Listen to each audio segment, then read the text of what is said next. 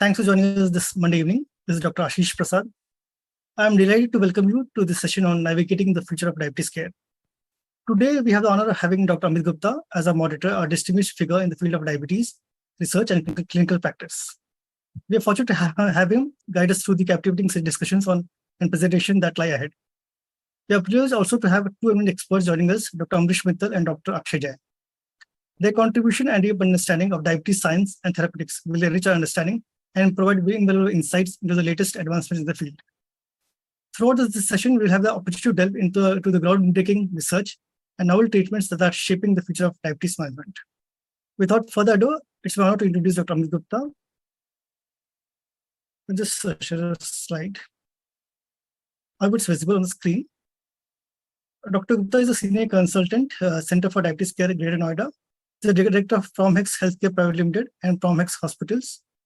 He is the communication director of the ADA in the Primary Care Interest Group from 2018 to 2020. He was also the member of the American Association of the Clinical Endocrinologist from till 2020. He's an invited speaker at JEPS and several conferences. He has several publications in the national and international journals. With this brief introduction, I hand the session to Dr. Amit Gupta. Over to you, sir. Thank you, Dr. Ashish. It's a very good morning from San Diego Convention Center, where we are having the fourth day of American Diabetes Association conference happening. And we thought that we have stalwarts like Dr. Ambrish Mithal and Dr. Akshay Jain with us. And it would be nice if we can bring certain updates on recent happenings. And so here we are. And it is a proud privilege to introduce none other than our very beloved Dr. Ambrish Mithal, who is a Padma Bhushan awardee and Dr. B.C. Roy awardee. He is chairman and head of the Endocrinology and Diabetes Department in the Max Healthcare. We know that he is a domain expert on governing board of National Health Authority of India. He is a laureate award from Endocrine Society of US for International Excellence. He has many awards and fellowships to his credit, and he is an authority in the field of diabetes and endocrinology. So with this, sir, I would like to welcome you to this important update from the San Diego. And we know that a lot of things have been discussed at this important meeting, and technology is at the forefront. And if you look at the exhibition, if you look at the talk, everybody is talking about the CGM and how the new monitoring things.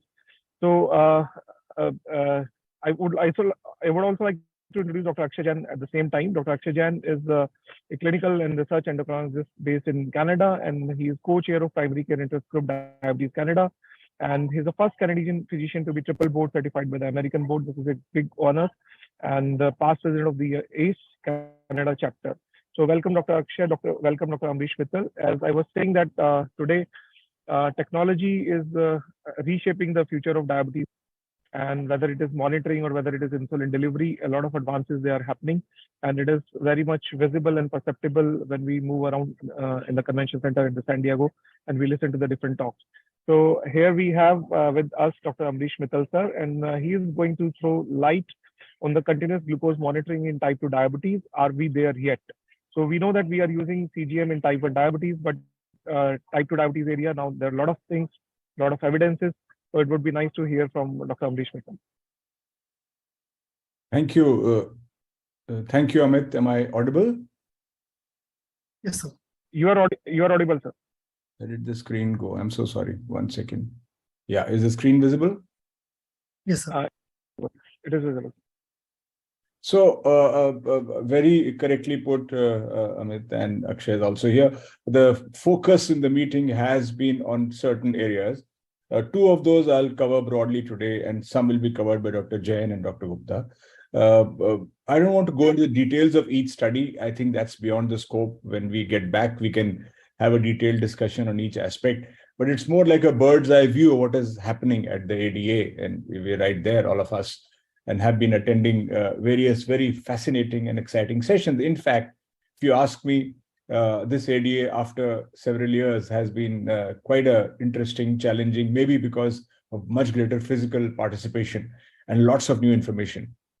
And as very rightly pointed out, it's all about technology now and new drug development. And that's the most exciting area for clinicians like us. We all are using now, I think most of us are using,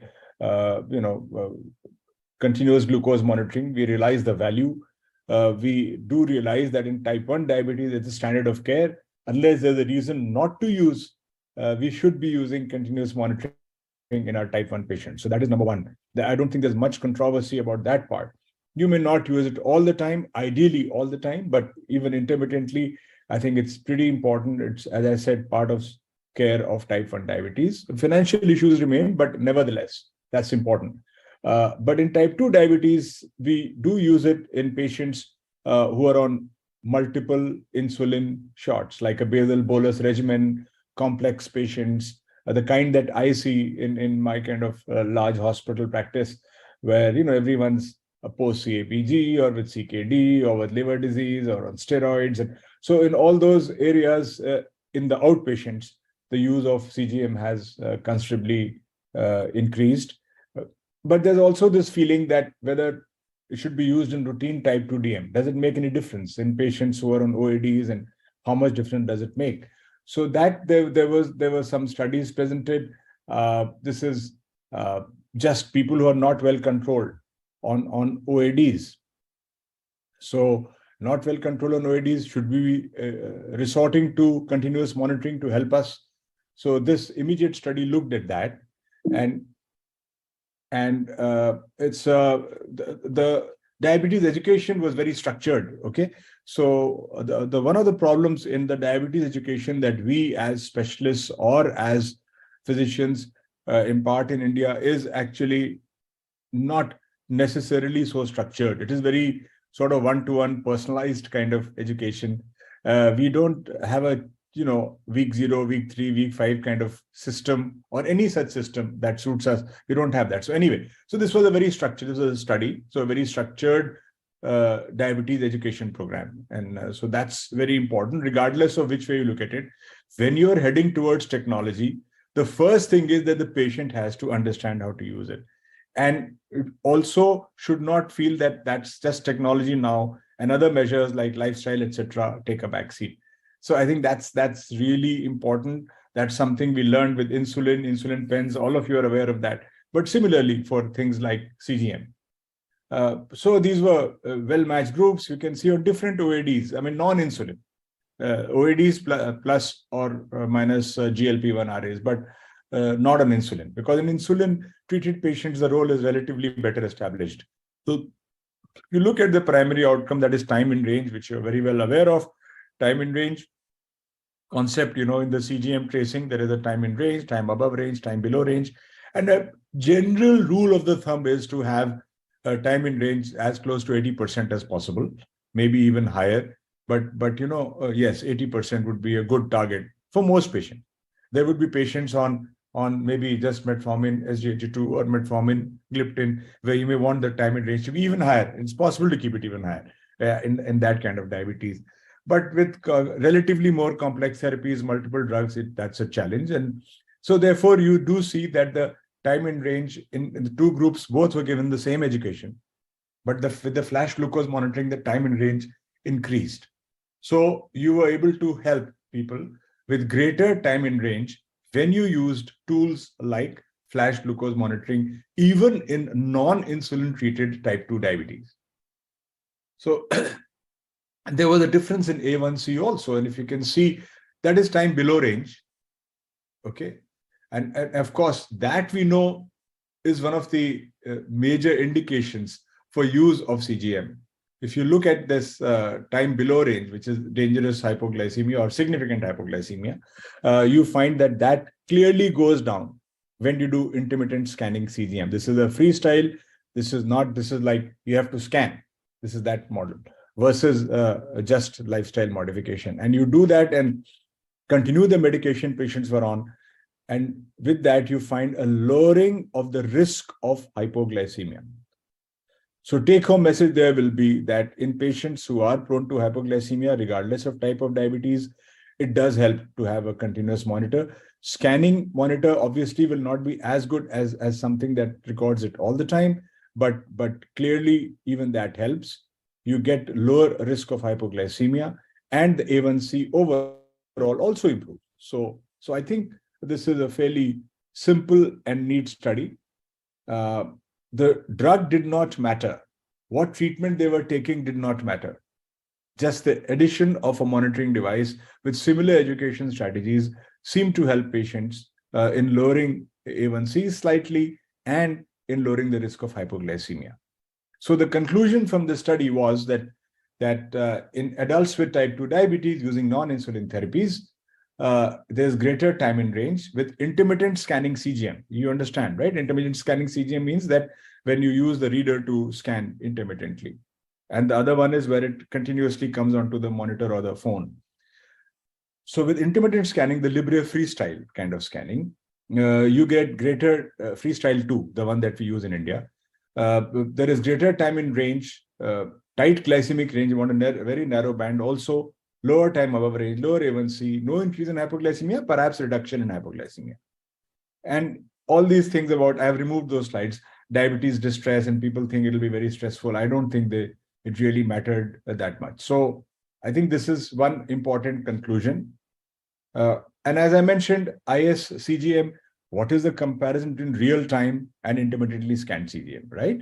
So real-time CGM is sensor data transmitted continuously to a receiver or display device, as I was saying, and alerts and alarms can be there, based on the trends and based on the way the sugar is going. And the intermittently scanned is the one that you see commonly these days, and I'm sure many or most of you are using that, the freestyle, which actually you have to swipe the reader or sometimes the phone, depending on what technology you're using, and you can get the reading there and a graph being made there. Now, Dexcom is kind of the gold standard for continuous monitoring. By and large, and Dr. Jain and Dr. Gupta can express their opinion if they feel that if they don't agree. But overall, I think Dexcom is the gold standard in terms of accuracy and in terms of this thing. There are issues with every device. There's nothing that is 100%, but it is a fact that, and unfortunately, Dexcom is not available in India yet. It had come to India, but for some technical reasons, which I can't discuss here, it went off. And hopefully we will see Dexcom again. So in India, we only have Libre systems, and we have our Medtronic systems, and then we have some Ambrosia and some modifications of those systems, app-based and other modifications. So the Freestyle Libre 2 is what we use commonly. We know that the Dexcom G6 is the biggest challenge with the Libre system, if you ask me, and I think that's important to put in right here, is the fact that there are issues with documenting hypoglycemia. The distinction between just mild or insignificant hypoglycemia versus significant hypoglycemia can be a challenge. And so with the Libre, the challenge that we find is that in some it's a very useful tool, no question about that. I'm just making you aware of the drawbacks. So sometimes what happens is that patients do get those readings in the lower range. So a reading of 50 for us is very much more significant than a reading of 78 or 80, right? But the tool sometimes gets mixed up at that point and shows a low reading, maybe 60, when it is actually 80. And the whole world collapses, and the patient thinks that I'm going to hypoglycemia all the time.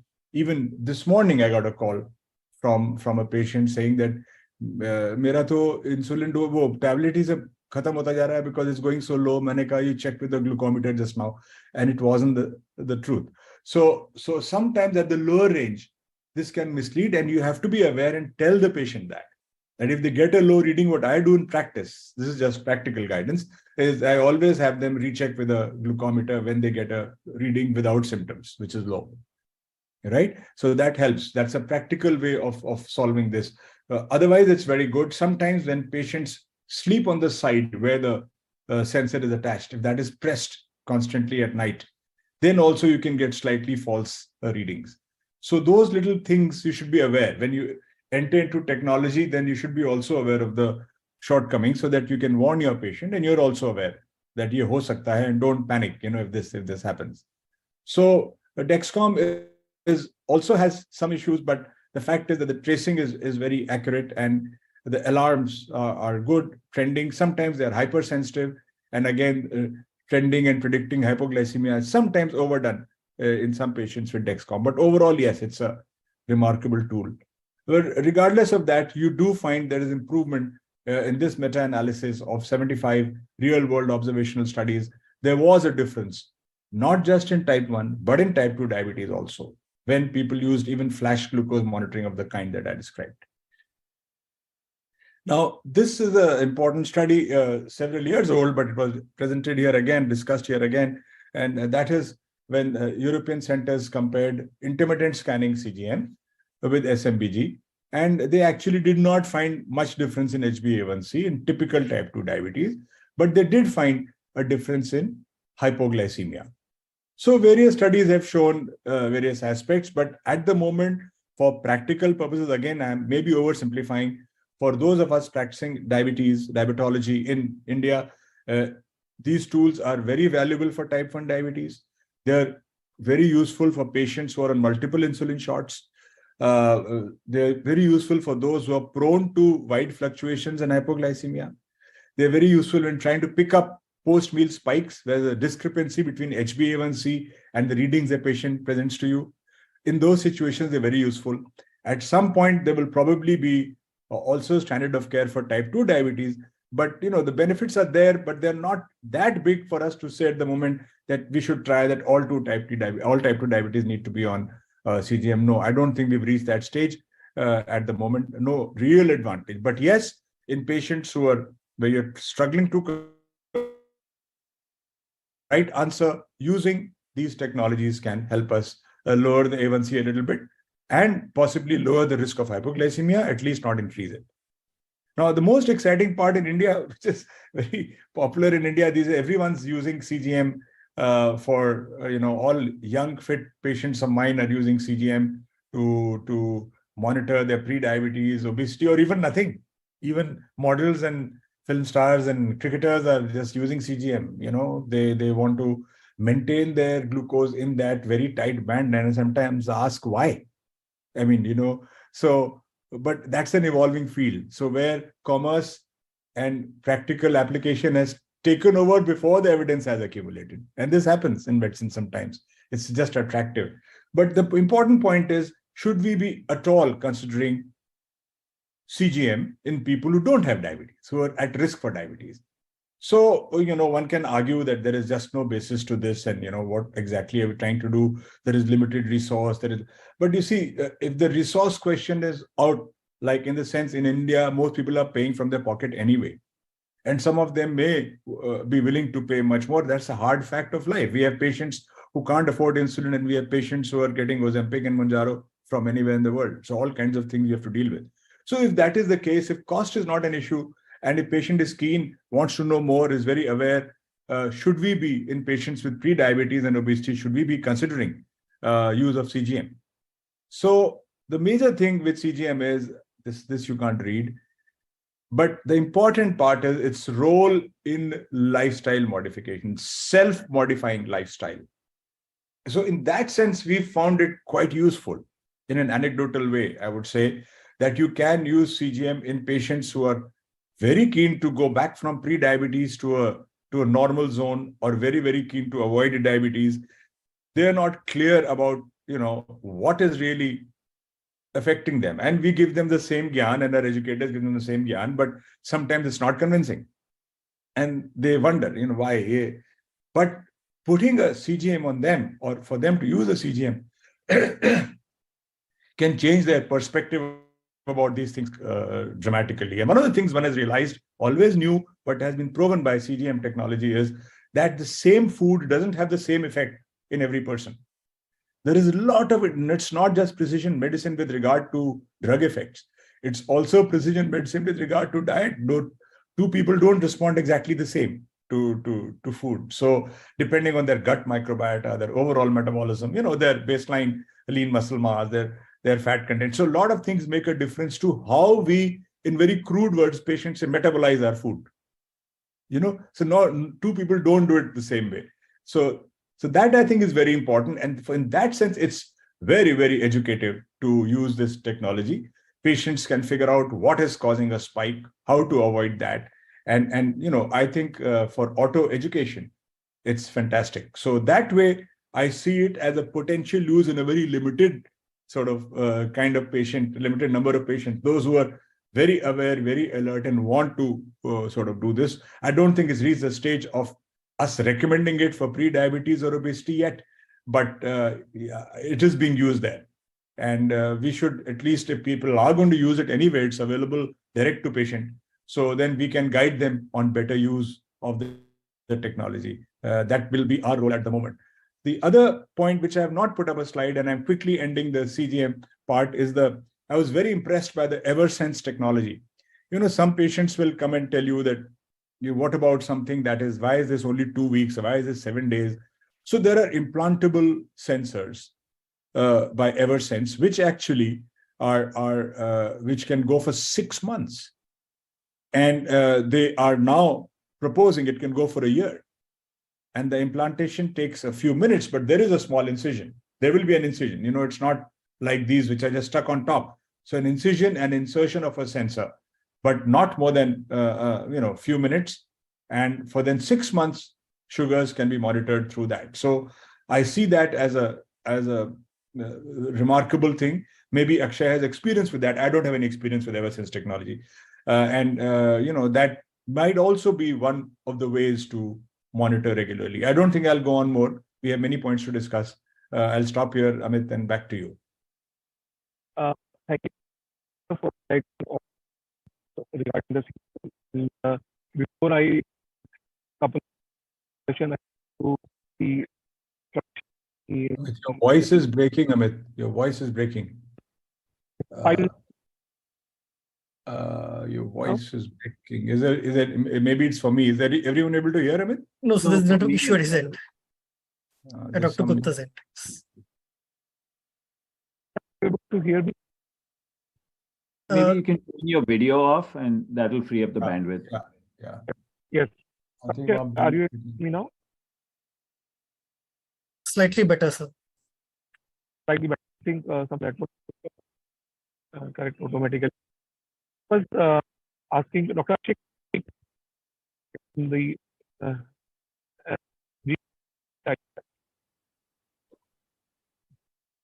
Sorry, Dr. Gupta, couldn't hear you there, but I'm guessing that you're that was just the cue for me to start my section as well. So good evening, everyone. Thank you for joining Dr. Mithal and myself and Dr. Gupta as well for this session. As Dr. Mithal pointed out, ADA has been just one new discussion after another, lots of fascinating topics. And one important thing to see at this ADA was that how, apart from diabetes, of course, which is the main aspect of ADA, there's a whole lot of discussion now happening on obesity, yes, on cardiovascular events. And I think this is the future of diabetes management, where in the past we were just being glucologists, just focused on the glucose level. But now we have to be diabetologists, right? Where we have to look at the macrovascular complications of diabetes and that association, how diabetes is not a single solo condition, but it's a package deal, because with diabetes comes insulin resistance, obesity. It's really important that we manage all of these factors when we are looking at people with diabetes. Because if we're just focused on the sugar part, then we obviously lose sight of the big picture. So all of these are very important considerations to keep in our mind. And in the next 10-15 minutes or so, we'll talk a little bit about cardiovascular residual risk. So there's a very new concept called PCVR, or persistent cardiovascular risk, that is coming to light in the recent past. And basically, at this ADA, we also saw data on triglycerides and how that could have an important role to play in assessment of cardiovascular risk. So we all know that LDL reduction is probably the most crucial part when it comes to reduction of cardiovascular risk. So whether you have primary prevention patients, those who are at very high risk of developing heart attack, strokes, or peripheral arterial disease, or if you have secondary prevention patients, those who have already had heart attack, strokes, or peripheral arterial disease, LDL reduction is the most important thing. all guidelines across the world will suggest that LDL needs to be reduced to target levels in these high-risk individuals. And the most important class of medications that has shown time and again a good CV reduction, CV event reduction would be statin therapy. So obviously, this is the most important thing that we've been practicing for almost 3 decades now, using statins to reduce the LDL level. However, having said that, even people who have an LDL less than 100 or 80, and you're still seeing that despite that, they're still getting heart attacks, strokes, and unfortunately cardiovascular death as well. And that reason is related to persistent risk. So this is that PCVR or persistent cardiovascular risk. And there's multiple factors that are associated with this. Part of it is the inflammatory pathway. So the endothelial lining of the blood vessel, it gets disrupted when there is inflammatory markers like interleukin-6, tumor necrosis factor alpha. And because of this, when the blood vessel lining becomes raw, it's like a magnet for plaque formation to happen. And these plaques, when, because of the instability of that, it can then lead to CV events as well. Lipoprotein little a is a very important consideration because this denotes the genetic risk that an individual may have for developing cardiovascular events. And then the unsung hero, triglycerides, are also a very crucial risk factor for assessment of that PCVR, the persistent cardiovascular risk. Now, why do we say that triglycerides have an important role? So studies like the Copenhagen City Heart Study and the Copenhagen General Population Study have shown that the triglyceride risk is an independent marker of cardiovascular risk and mortality. Now, one really cool thing about Scandinavian countries is that anytime a patient goes to any doctor in the entire country, or any pharmacy, any chemist shop in the entire country, or if they see a nurse educator, all that information goes in a central database, right? So they have really good data collection. And because of that, any lab that they go anywhere in the country, all of that is a central database. So because of that, they can really look at long-term evaluations of how different events are happening in what kind of people. And that really gives an idea to the rest of the world about how risk management can be done. So what you're seeing here is on the y-axis, you're looking at the hazard ratio. On the x-axis, you're looking at the non-fasting triglycerides. So rough marker, because this is in millimoles per liter. So in India, where you use milligram per deciliter, 1.5 would be essentially a triglyceride of 150. So just multiply it by 10 roughly, and then you'll get the estimate. So you'll see that even when the triglyceride is 150, the overall hazard ratio of having MI would be almost 2 times in people who already have LDL reduction. So they're already on statin therapy, despite which the higher the triglyceride, the more is the risk of MI, IHD, all-cause mortality. So all of these factors, right, you're seeing a very high risk in stroke as well. And that happens even at a relatively normal, like, a triglyceride of 150 may not be flagged on the lab results. So you're still seeing that risk is going up. In the Prove It TIMI2 trial, it was seen that those who had, triglyceride elevation despite being on statin therapy. So again, you're looking at millimoles per liter here. This would be about 170, and this would be less than 170. You're seeing that those who have a triglyceride of 170 or higher, they had a 41% increased risk of having ACS. So acute coronary syndrome was much more in these individuals who had that mildly elevated triglyceride. So at this ADA, they were encouraging us to look at triglyceride, but also something called the remnant cholesterol. So when we look at all the pooled lipids, we look at the cholesterol aspect and the triglyceride aspect. In that, we have lipoproteins such as HDL, obviously the good cholesterol, LDL, bad cholesterol, and the LP little a, which we discussed is the genetic risk. But remnant cholesterol is when we look at the total cholesterol, subtract the LDL, calculated LDL, and the HDL from that. And that gives us an idea of the remnant cholesterol. So this is the triglyceride-rich lipoprotein that you're looking at. Of course, Non-HDL assessment and ApoB is also very important, because when you look at LDL, it is just the calculated LDL that we get. And often if people have elevated triglycerides, the LDL may be falsely low. So these are important factors to look at in the cholesterol panel as well. We know that if the LDL is elevated or Lp(a) is elevated, it increases the risk of cardiovascular disease.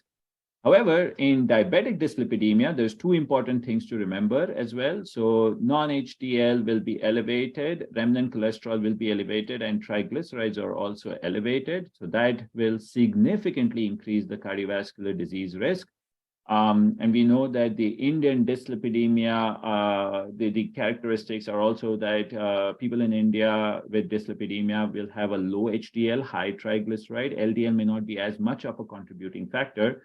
So all the more important reason for us, those of us practicing in India, where we have to look at this remnant cholesterol level. And of course, for those people who have very high triglyceride levels with chylomicronemia, increased risk of pancreatitis is always a looming risk. So if you look at overall, we're trying to look at two different aspects of triglycerides. So one is the triglyceride-rich lipoprotein, which will give us the ASCVD risk. And that's all of the remnant cholesterol. That includes both the triglyceride part as well as the cholesterol part. And then, of course, if patients have very high plasma triglycerides, that will increase the risk of pancreatitis. Now, for the focus of cardiovascular disease, which is what we'll talk about, we have seen that if the calculated remnant cholesterol is elevated, so we are looking at 19 milligram per deciliter as being the control group versus those who have 58 or higher. In that case, the overall risk of ASCVD, so whether you're looking at unstable angina, heart attacks, coronary artery disease, strokes, peripheral arterial disease, all of this is significantly higher, right? So the risk of unstable angina, heart attacks can be as much as 5-fold elevated. Peripheral arterial disease can be almost 5-fold elevated. Even mortality risk is 60% higher just by virtue of having elevated remnant cholesterol. The same two studies that I showed you a little earlier, Copenhagen General Population Study and the City Heart Study, they also showed that if somebody has elevated cholesterol, the overall risk of heart attacks, peripheral arterial disease, and strokes can be as high as 5 times elevated. Stroke risk can be about 80% to 2-fold elevated as well. So really important concept. We should not be just focused on LDL, but things like the remnant cholesterol and triglycerides play a very important role.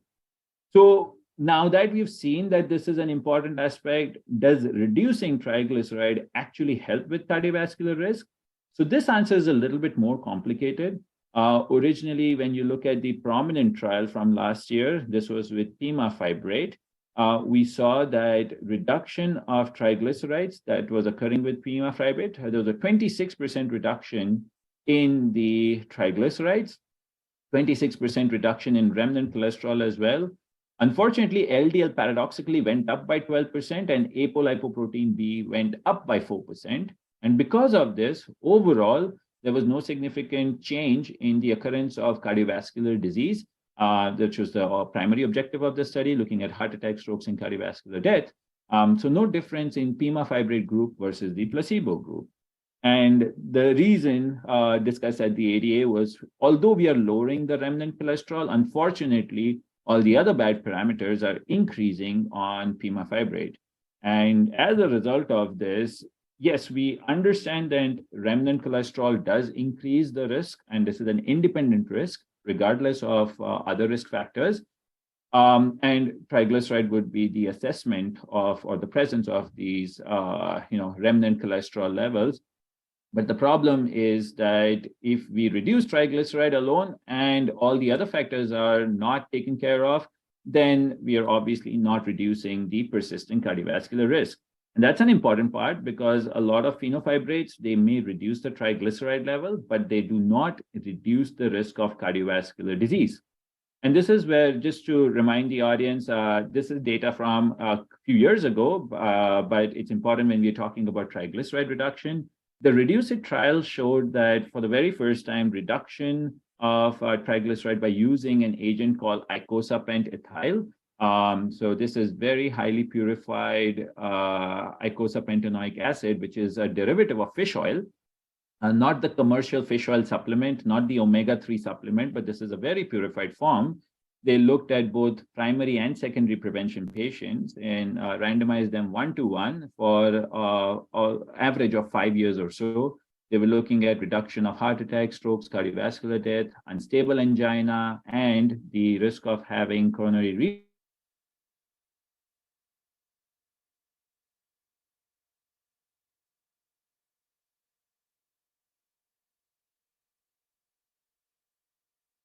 Can't hear him. revascularization. For the very first time of these events, there was a number needed to treat of 21. This is on top of maximum statin therapy. So this is, again, a very important aspect to look at as well. You're reducing triglyceride, but the type of agent we use is very important. So now I'll hand it back to Dr. Gupta for the next.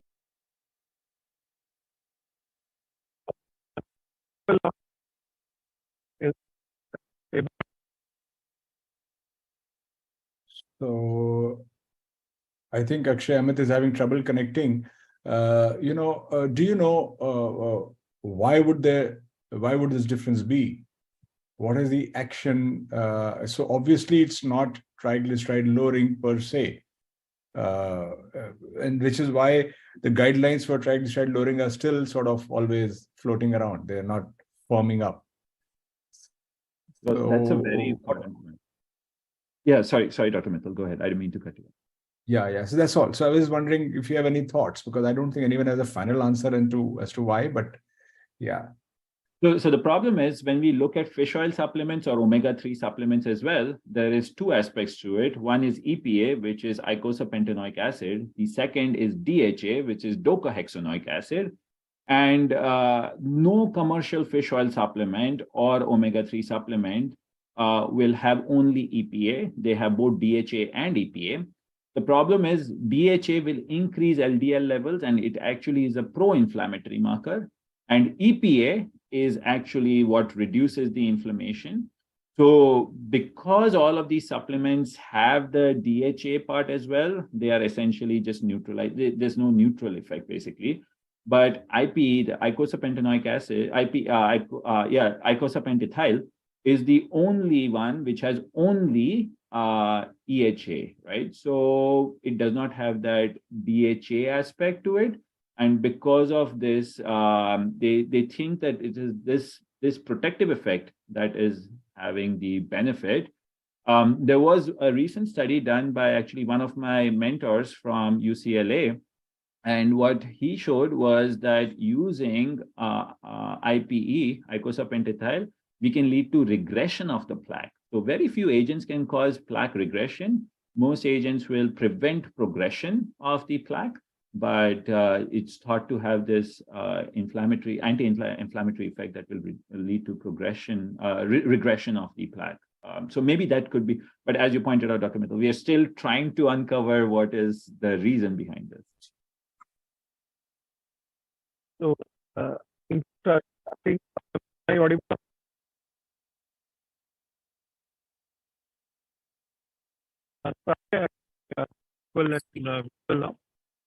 I think the audio is still breaking. I can't hear what you're saying.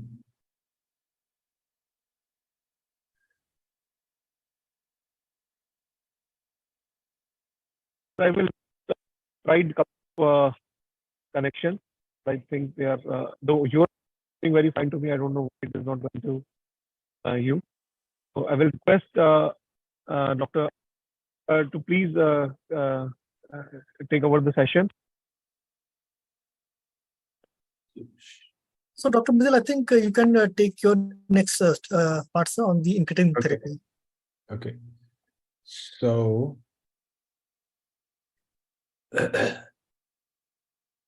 is it visible?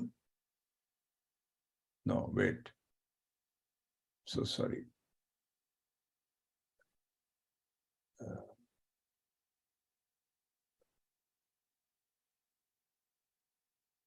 Gosh, I have so many windows open.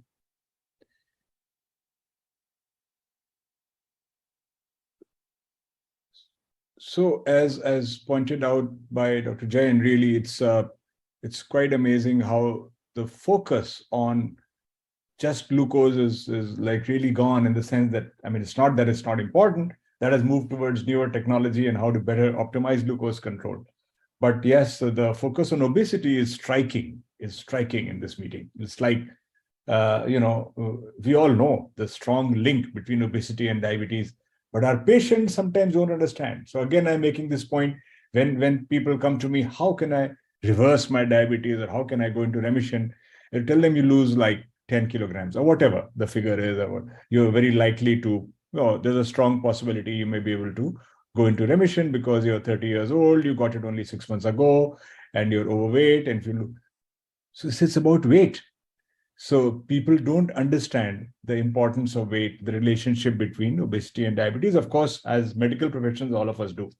So the whole thing is focusing on that, and improving glycemic control per se as a standalone property for a new molecule is not that critical right now, because we have a lot of agents that do improve glycemic control, but with other issues. But the fact is that if we can have things that will reduce weight along with reducing blood glucose, that will be fantastic. So quick advances. We all know incretin-based therapies, we are not talking about the DPP-4s here, we're talking of GLP-1 RAs and that group further on. And there was a remarkable Banting lecture. I mean, I think the Banting lecture I heard this year was one of the best I've ever heard. The journey of the GLP-1, the receptor analogs, and I will quickly. So the title was Overcoming Obesity, the Discovery of Multi-Receptor Drugs, or as we say, multi-receptor drugs. So it's very, very important. Dr. Schopp from Germany, Munich, he presented that, and the story is quite remarkable. And we'll basically, we all know that GLP-1 RAs have been there and are standard of care in so many situations now, in so many guidelines. But the thought that these scientists had with regard to these was not just one receptor analog, but the three receptors that are involved in the process, that is GLP-1, GIP, and glucagon. And if one were to have single molecules that could combine effects on one or more receptors, like two receptors or even three, that would be remarkable. And, obviously, hyperglucagonemia is considered part of type 2 diabetes. And so there was a lot of confusion about why should you have a glucagon stimulating analog. And actually, this fact that glucagon increases lipolysis, satiation, reduces food intake, all those things were not really taken into account. So this group of scientists, not just the person alone, but his whole team and other collaborators, they tried to look at single hormones that will act on GLP-1, GIP, and or glucagon. So like that. So that's what it is, and they actually did succeed. And we all know the data on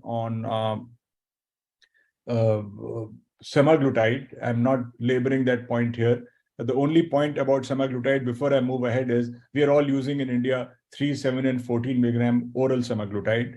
We know that injectable weekly semaglutide is more potent, causes more significant weight loss, greater lowering of A1C, and that is not yet launched in India. But yes, we are aware because the molecule is the same. We are also aware that it's absorbed very little, but there's advance in technology that's helping doing it. So anyway, so we won't labor that point, except that the data on higher dose of semaglutide is pretty remarkable.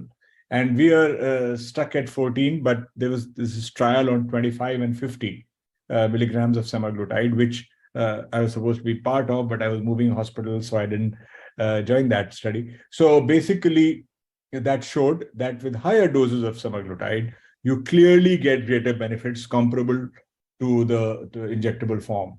So I think the dose ranging studies are very important here. And when we are in our clinical practice using drugs like Ribelsus or 3 milligram oral semaglutide to start off, we have to be aware that in many patients, that 3 milligram will not produce any noticeable difference in anything. Not make a big change from what if you're moving from a DPP-4. In some patients, it makes a big difference. In others, at 3 milligram, you may not see any benefit, and the patient goes for 4 weeks on that before transiting to the next dose. So you just need to be aware. And we are talking of 3 milligram versus 50 milligram. We're talking of a dose that is 50 milligrams. That is so high to see really powerful effects of semaglutide on our body physiology in terms of both weight loss primarily and also glucose control. So I think these are important points to remember. So the focus has been on dual agonists, right? The dual agonists that we have are what is survodutide. This is fresh data. Fresh data, phase 2. It's not phase 3. Phase 2 randomized double-blind placebo-controlled dose-finding study of survodutide. What is survodutide? Survodutide is which two receptors? This is the glucagon and GLP-1. It's not GIP.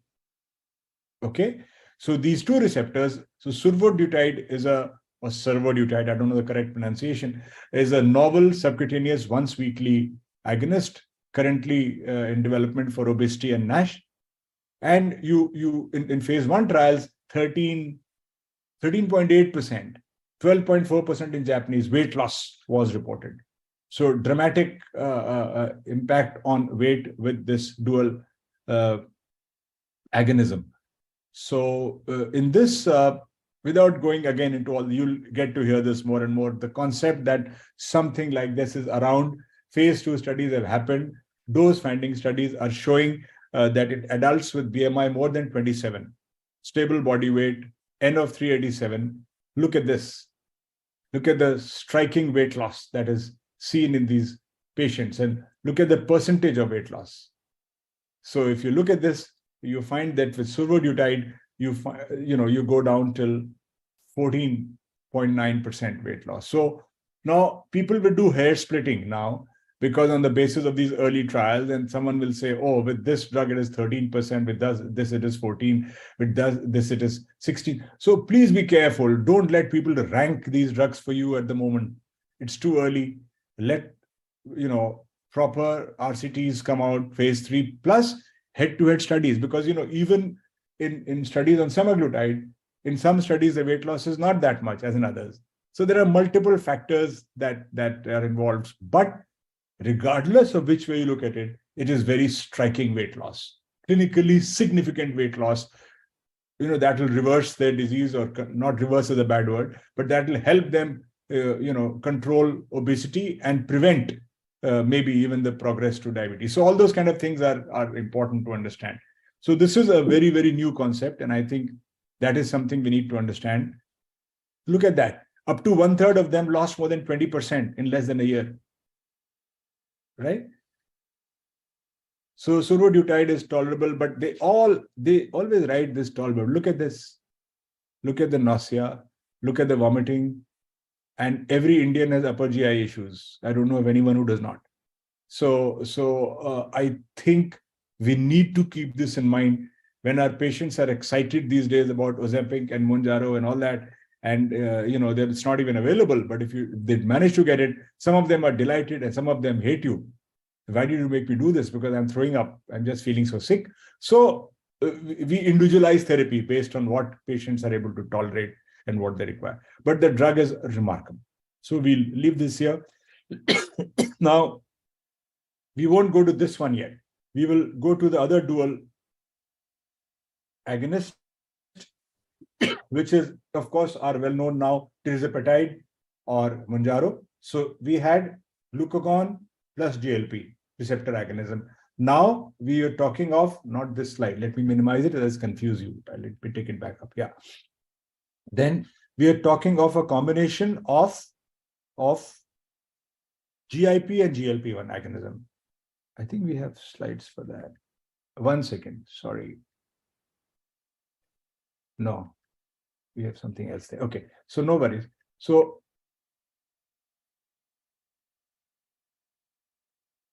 excuse me. So I'll continue this. Yeah, now it won't be confusing for you because you're talking of some other drug and showing some others. So basically, tirzepatide, you all know, because tirzepatide is not yet available in India, but select patients are able to procure it. This is a molecule which stimulates or acts on the GLP and GIP both. And I think that's very important. Tirzepatide actually did show superior efficacy, seemingly to even semaglutide in terms of weight reduction. And the side effects were not more, perhaps the suggestion that the GI side effects of nausea, etc., may be little less with tirzepatide than with the semaglutide, but that's still early days. And one theory is also being propounded for that, and that is that the GIP agonism actually reduces the GI side effects, which are produced by just GLP-1 RAs. So that is one very interesting area. So this is, of course, also weekly. The major impact of tirzepatide on diabetes is by increasing insulin secretion via the GIP receptor. And that's interesting. So if you knock out the GIP receptor, the tirzepatide effect goes away. So we will leave all this. The primary action otherwise is via the CNS. In animal models, if you block the CNS actions of tirzepatide or these receptor analogs, you will not get the same effect. And then the most amazing part of the Banting lecture was the concept of a triple receptor agonism, which is GIP, GLP, and glucagon, all three. And that's a reality now, where you have molecules of the first triple gut hormone receptor agonist working on all three of these receptors in the system. By structural engineering, they made such a molecule, a remarkable feat, actually, if you ask me. And unimolecular, so triagonist, but just one molecule doing all three things. You're not using different molecules. And preclinical efficacy seemed superior. I mean, the degree of weight loss, etc., we are touching above 20%. So this is huge. And this may well be the actual, challenge to our surgeons when these molecules become widely available. So I think this is, we will leave it at this and just say that there is a concept of multi-receptor drugs that is now changing. And this was a striking, remarkable Banting lecture by the person or the group that has gone through the whole process. And I found that pretty stimulating and exciting. And as I wrote that, I think that that lecture itself was enough to justify the 15,000 kilometer ride from Delhi to San Diego. So I think we'll leave it. One quick one before I hand back is, you've already probably heard of this. So we've done the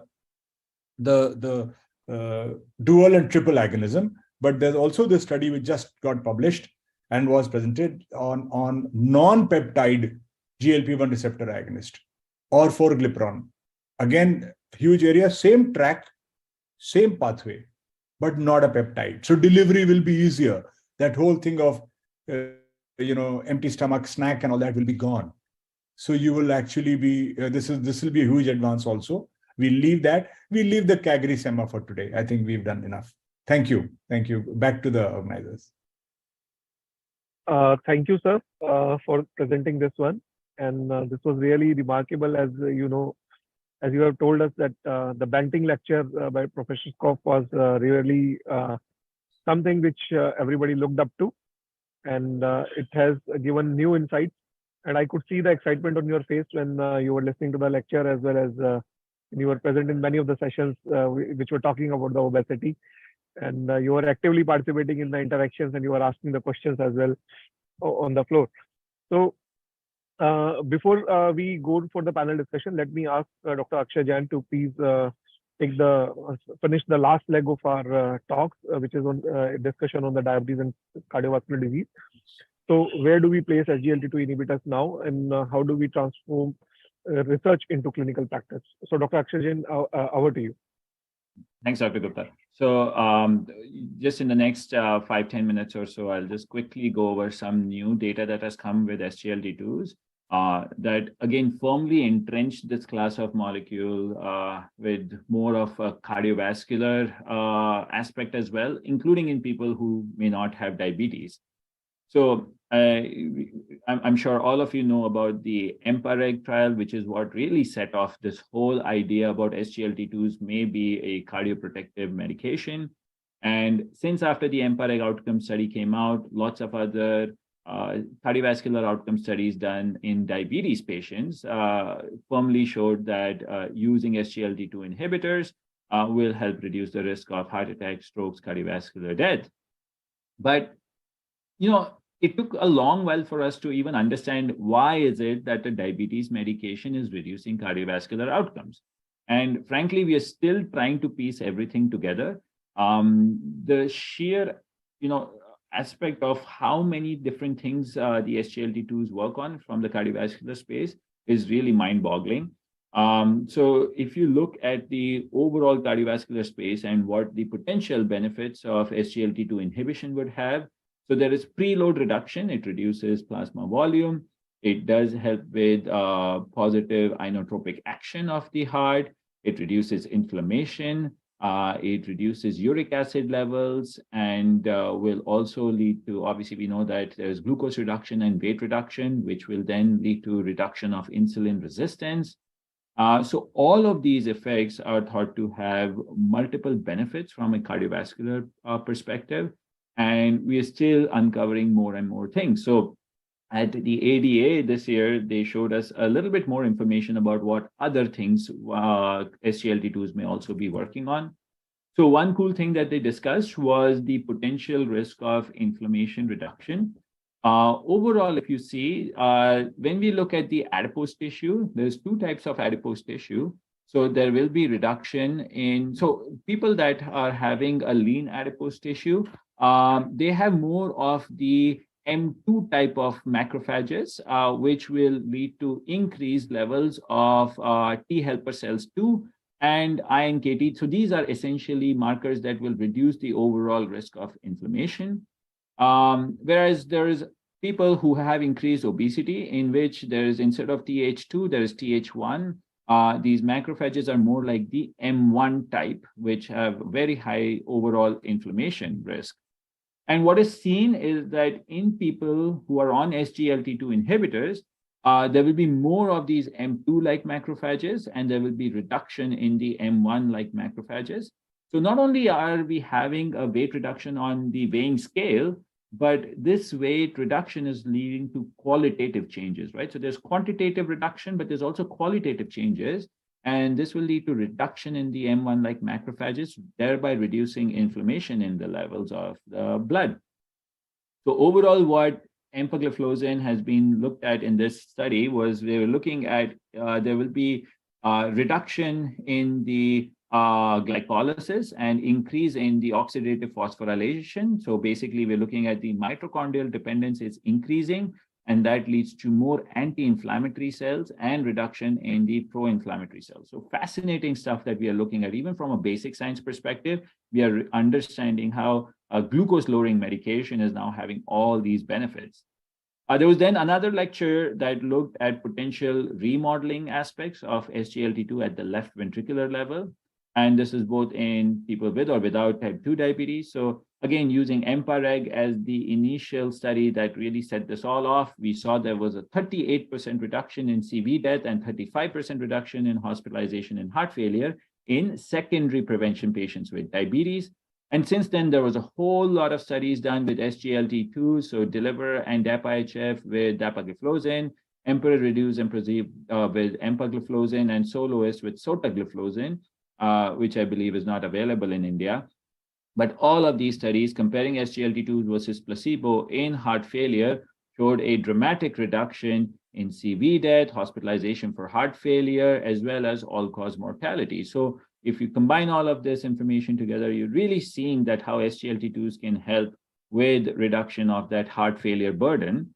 And especially when you look at the two types of heart failure, right, HFrEF and HFpEF. So we're looking at empagliflozin in the EMPEROR preserved and reduced trials. And again, you're seeing a dramatic reduction in all of these different individual endpoints that were looked at, including hospitalization for heart failure and CV death. So that is obviously, we're looking at people with or without type 2 diabetes, and people without type 2 diabetes also, it was seen. So we are looking at overall pooled meta-analysis studies, and it was seen that regardless of the baseline A1C, the continuous hazard ratio reduction is essentially not related to the starting A1C, right? So this is basically the unity hazard ratio. So if the black line is below the red line, it means that there is reduction in those objectives, the endpoints. And you're seeing regardless of the baseline A1C, even in people with a low A1C, less than diabetes diagnosis, you're still seeing the same degree of reduction in the primary endpoints, which include hospitalization for heart failure, CV death. And even if you focus particularly on the CV death as well, you're seeing that the confidence interval will include both people with or without diabetes. So that's very fascinating. They were looking at whether or not SGLT2s will have some LV remodeling effect. And the overall conclusion was that there is some data now that, so they looked at empagliflozin in some trials, and that was having some beneficial effects on cardiac reverse remodeling, especially in people with type 2 diabetes with ASCVD, as well as people without type 2 diabetes or with or without type 2 diabetes, those who have heart failure. But this is especially, so it happens very early on as well. It doesn't take a long time. It happened within 12 weeks. So that's why new studies are suggesting that when people are coming into a hospital with heart failure, we should not lose time in initiating them on SGLT2 inhibitors. It should ideally be done as soon as possible. However, we're looking at short-term treatment. If you use it only for a little while, it did not result in reduction in the LV modeling index. So that is an important thing to note, that short-term treatment may not have any significant impact on the modeling index. And they're thinking that there might be some still more things that we haven't looked at, such as the erythropoietin and iron metabolism, which could have a role in the LV modeling effect. And then I'm going to quickly talk about a very interesting concept, which again, up until now, this was very basic science, but now it looks like it's again explaining a little bit more about the fuel dynamics in the heart and how SGLT2s can affect it. So essentially, we know that HFpEF is an extremely common type of heart failure, especially in people with diabetes. HFpEF occurs much more than HFrEF. So if you look at people with diabetes, there's different predictors. So the higher the blood glucose, the more is the incidence of HFpEF. So it's very important, obviously, that the sugar control should be ideal. 15% increased risk of HFpEF, whereas HFrEF, the risk is not significant. People with increased body mass index and waist circumference also have increased risk of HFpEF. And those who have more insulin resistance, as denoted by HOMA-IR, the risk can go up by 20% in the occurrence of HFpEF. Now, what this lecture suggested was there's actually a change in the cardiac energy mechanism in people with heart failure. So we know that the heart is probably the most power-hungry organ in the body. On any given day, the heart will cycle 6 kilos of ATP. That is 20 to 30 times its own weight because of the function that it does. And the way it gets all this energy is it will convert the chemical energy from fatty acid and glucose into the mechanical energy. So the cardiac myocytes will then obviously have all the energy that they need in order to pump blood to the different parts of the body. However, if there is an energy deprivation or if there is an energy mismatch that's happening, that can affect the mechanical aspect of the heart. And they looked at some very important concepts of energy metabolism. Lots of basic science, but the most important thing for clinicians like you and me is that there are changes in the fuel that we use in HFpEF versus HFrEF. So what they're saying in people with heart failure with reduced ejection fraction, there will be most of that oxygen consumption is coming from ketones, amino acids, and lactate. So that's the alternative fuel that the body uses. Whereas in HFpEF, most of this oxygen consumption is coming from free fatty acids. So it doesn't come from the the substrates that HFrEF uses. And taking that one step further, if we are using agents like SGLT2s, if you're using something like empagliflozin, which was looked at in this basic science study that they discussed, it was seen that using empagliflozin actually enhanced the cardiac energy pool. It increased the cardiac energy production from glucose and fatty acid oxidation, but not with ketone oxidation. So overall, if you look at baseline glucose oxidation, it actually went up. So that's more increased cardiac energy. Ketone oxidation levels went back to baseline. So it was a reduction. And there will be preservation of fatty acid oxidation, and glycolysis will actually reduce as well. So fantastic concepts where we are seeing that how using SGLT2s will change the energy or the fuel dynamics of the heart as well. So with that, I'll just lead the conclusion slide, and maybe we can see if we can have time for panel discussion here. I'll invite Dr. Gupta and Dr. Mithal back. Thank you, Dr. Akshay and Dr. Ambrish Mithal, sir, for valuable insights into what is happening latest in the field of diabetes and bringing important updates from the ADA 2023. Just to sum up, we have touched upon two important aspects when it comes to CGM, as well as the role of incretin-based therapies in the management of the obesity and diabetes. And we have also touched about the reducing CV risk with SGLT2 inhibitors, as well as newer therapeutic options which may be available in future for cardiovascular risk reduction. So we have a few questions, though some of them are related to what we have discussed, and some of them are not related to what we have discussed. So first I will go to the Ambrish Mithal, sir. If I look at what has happened at ADA, is that earlier we know that CGM is a standard of care for type 1 diabetes. Now there is a growing body of evidence for the use of CGM in type 2 diabetes as well. Though it may not be for everyone, but it has found its role, at least in some patients. So if we want to give a message to the audience back home in India, what will be your 2-3 points which you would like to highlight, that how do they place CGM in their clinical practice in patients with type 2 diabetes? So yes, again, just saying that in type 1 diabetes, it is standard of care. So we should offer it to all our patients, unless there are economic or other reasons. Every type 1 diabetes should be on a CGM. For type 2 diabetes, those who are on complex therapies, prone to hypoglycemia, I think CGM has a significant role and more or less proven role. I don't think you really need too much data to help you with that, in the sense that it's very obvious that when someone is on multiple shots that can produce hypoglycemia, being able to track that will be a very useful thing. For other type 2 diabetics, I think we should hold our horses at the moment. We shouldn't rush into it. On an individual case basis, depending on the patient's risk and patient's profile, you can consider that. For pre-diabetes and obesity, it's at the moment somewhere in between a fad and science. But I think the fact that for those patients or people who are aware and alert and want to know more about their body responses to different nutrients, I think it's quite useful in that sense. At the moment, it's limited to that.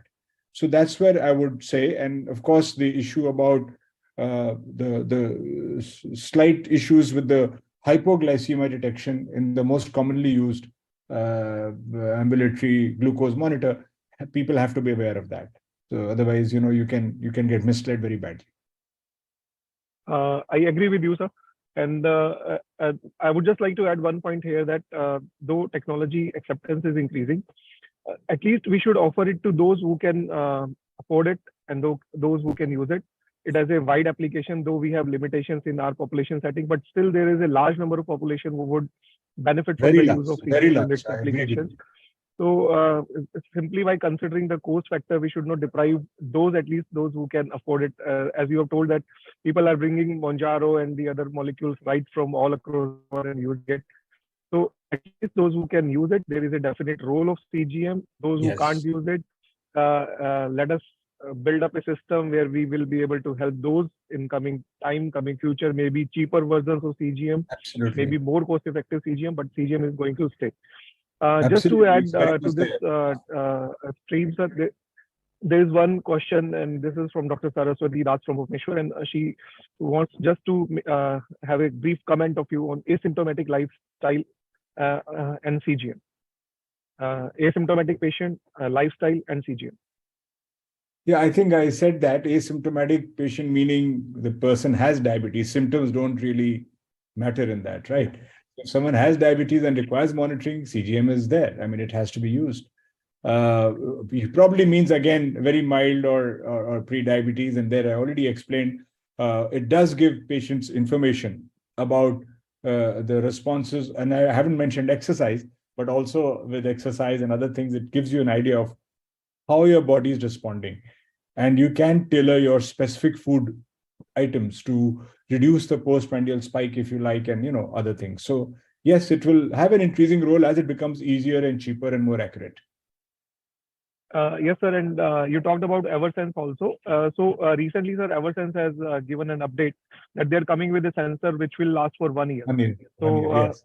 So this is going to be a fantastic change which is going to be there. And in India, we have Freestyle Libre. Maybe we expect Libre 2 very soon.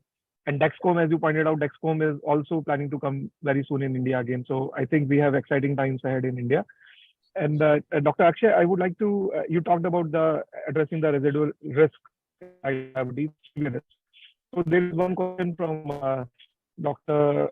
Uma, there is one question from Dr. Rajaram Gambhir from Pune. So you talked about the residual risk. So he wants to understand what remains after giving the statin therapy. So what risk actually is already addressed by the statin therapy? Yeah, so that's a question. Yes. Go ahead, please. Sorry, Dr. Gupta.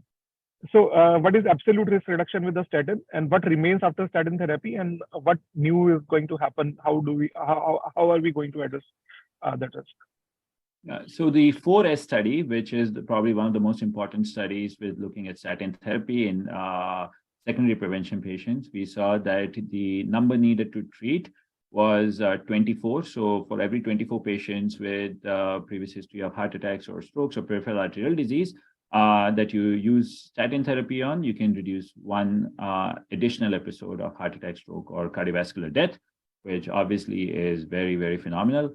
But despite using this, depending on the dose of the statin and the level of LDL achieved, the underlying persistent cardiovascular risk could be as high as 30%. So 30% of people will still have their second heart attacks and stuff. Now, part of that is reduced by using agents like PCSK9 inhibitors. I understand that evolocumab is available in India. So that could again help with achieving LDL reduction to the target range. A lot of people may still have high LDL despite using full dose statin therapy, or they may not be able to tolerate high dose statin therapy because of side effects. So that's one option. Bempedoic acid is again another agent that is helping with LDL reduction. But what we are looking at is those who have already received LDL reduction, yet despite that, they may have persistent cardiovascular risk. And for that, you're looking at those with a triglyceride between 150 to 500 milligram per deciliter.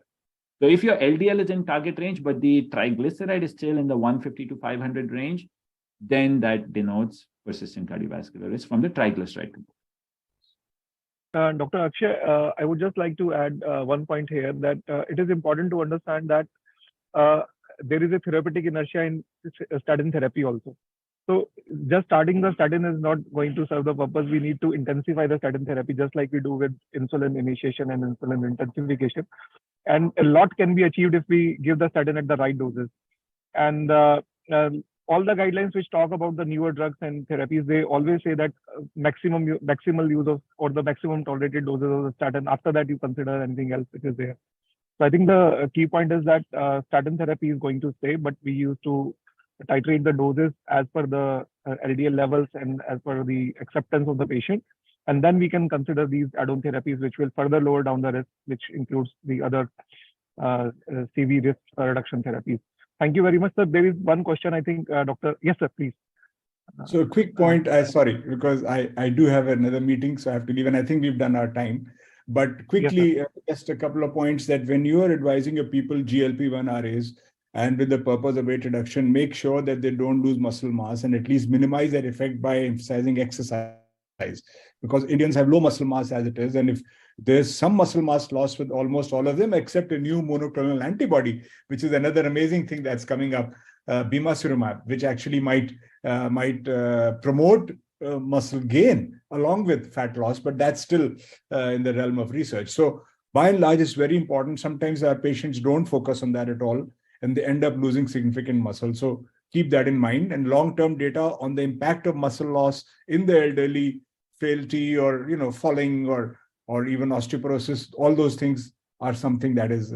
And I will just make my last comment. Is Amit has been a very important ambassador for India at the ADA, and we compliment him and we are proud of him. And it's really been nice to see him in all the important committees and contributing so much to the diabetes movement at large in the world. And overall, India has been very well represented here with a lot of discussion and a lot of participation. So just want to compliment Amit for your efforts. Thank you, sir, for your words of encouragement and your blessings. And I think we have finished our time, and for the lack of time, there are though many questions, but I think we can plan some sessions later also, because 4 days of science cannot be discussed in 1 hour. But still, I would like to congratulate Dr. Ambrish Mithal and Dr. Akshay Jain for summing it up for our audience. And I am sure that they must have benefited with this. And we will soon update you with more updates coming from the ADA. So with this, I would like to hand it over to Dr. Ashish, who has set it up. Thank you. Thank you for joining us today. We are grateful to our moderator, Dr. Amit Gupta, and our esteemed experts, Dr. Ambrish Mithal and Dr. Akshay Jain, for their valuable insights. Your thought-provoking perspectives and wealth of knowledge have truly elevated the quality of discussion and enriched our understanding of diabetes. Thank you. Take care and good night. And we had more than 3,000 logins, I believe. So that's amazing. Compliments to Monday evening. That's like the ADA. Okay. Yes. Okay.